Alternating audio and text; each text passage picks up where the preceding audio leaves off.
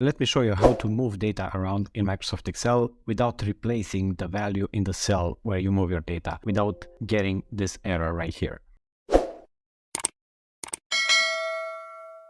Now, this is pretty easy to do, and the first step is to select the cell or the range that you want to move and hover on the bottom of the range until the cursor changes to this dark cross. Next, double click and move it around, and when you want to release it, press Shift, and notice how this will change a little bit. And when I release the mouse, I have moved the values down here without replacing what I had, and the values that were there were moved on top. And this also works for columns. If I go ahead and do the same thing, notice how the France values have been moved to column F, while the UK values have been moved to column G. Now, this is how you move data around without replacing the values in Microsoft Excel. If this was what you were looking for, please give this video a thumbs up, subscribe if you want to see videos like this, and I'll see you in the next one.